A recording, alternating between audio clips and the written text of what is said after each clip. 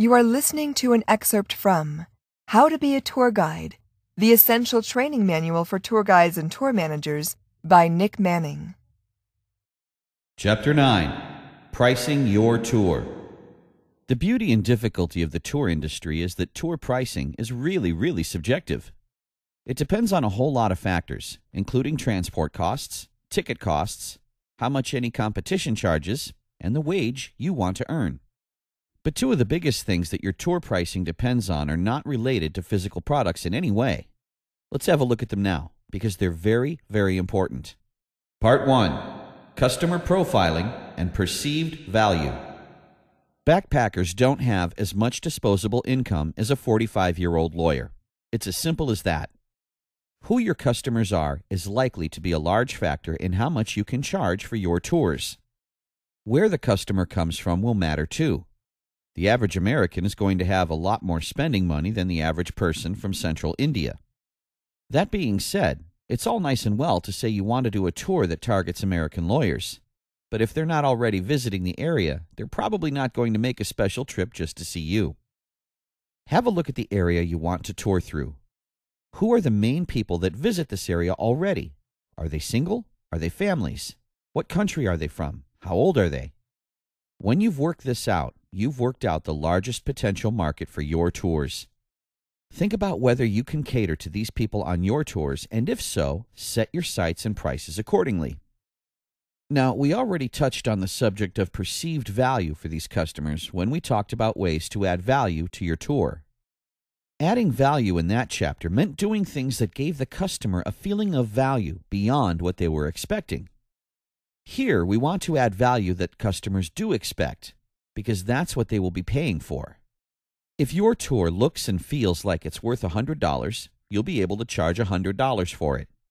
If it looks and feels like it's worth $5, you'll only be able to charge that or less. Note here, we're not talking about how much the tour costs you or even how much you want to make from the tour. We're talking about how much, if you asked the customer and all they did was read the brochure, they would guess the tour would cost. Perceived value is generated within a tour in many ways, but includes the quality of your marketing material, including photographs and descriptions on places like TripAdvisor, and the experience of the guide, which might mean how many years you've been guiding, but could also mean a perceived expertise in a subject. It can also include things like your ability to speak the customer's native language and the quality of transportation you use. Perceived value can also be generated through positive customer reviews. This last one is so simple, yet oh so effective. Get customers to put reviews up on sites where you sell your tours. They add value. The secret to perceived value is that it is often not directly proportionate to what it costs you. Drink packages on cruise ships are classic examples of this. A 6-day drinks package might cost $295 and include unlimited alcohol. Cocktails on the cruise ship usually cost $20, so to a customer, this is a bargain. All they have to do is drink more than 2 cocktails a day and they've made their money back. But for the cruise ship, it's also a great value. They can get bottles of vodka duty-free for $10.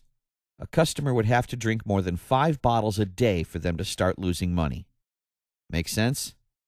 What I'm trying to say is that you can charge a lot of money for things that don't cost very much money, as long as the customer sees value in it.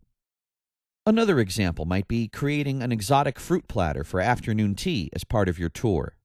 It will probably only cost you $3 per person to purchase from the local supermarket, but a customer might be willing to pay $10 extra for it on your tour. Or you might ask a restaurant to give you preferential seating. The restaurant gives it to you for free because you're a regular customer, but the views are an impressive extra for the client that make your tour more worthwhile. Or coming back to TripAdvisor, you have 59 very positive reviews, whereas your closest competition only has 3. It costs you nothing to ask your clients to rate you, but it gives you a lot of value in the eyes of future customers. You want to strike a balance when you price perceived value into your tour. Make the customer feel like they're getting a great deal while ensuring you get a good wage, too. If all the costs of your tour add up to $30, but the perceived value is $100, price your tour somewhere in between. Maybe it's $60. The aim with your tour is to make it so irresistible to the customer that they simply have to go with you over the competition. Part 2. How to calculate your tour price.